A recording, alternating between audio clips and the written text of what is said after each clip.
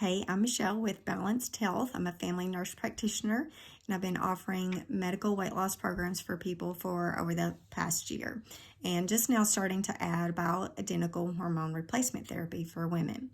So one of the things that I wanted to just kind of discuss is the difference between traditional medicine and really the goals of traditional medicine and bioidentical hormone replacement.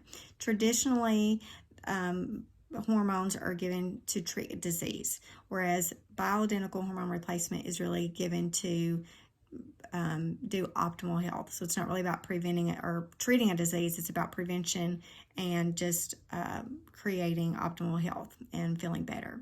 So one of the differences is traditional hormone therapy uses synthetic hormones, and those are either created in a lab or they're derived from horse urine. Bioidentical are the same molecules exactly as our natural hormones, so a lot of studies show there's improved safety with those. So one of the concerns always with hormones is increased risk of breast cancer in women, and that is true. There is a slight increased risk. Now, it kept me away from them myself personally for a long time because of that increased risk.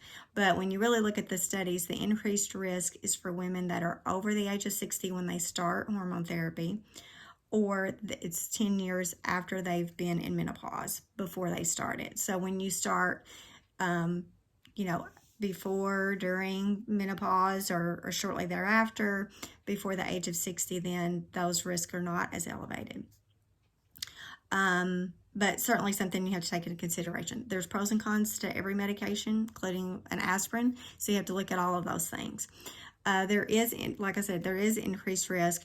That's the same kind of risk as the increased risk of breast cancer associated with obesity and the increased risk of breast cancer associated with a sedentary lifestyle. So you have to put that into consideration too.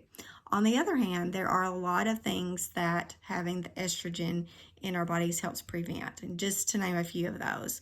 One is it helps maintain the elasticity of our blood vessels, so it decreases the risk of stroke. It also is very protective for your heart.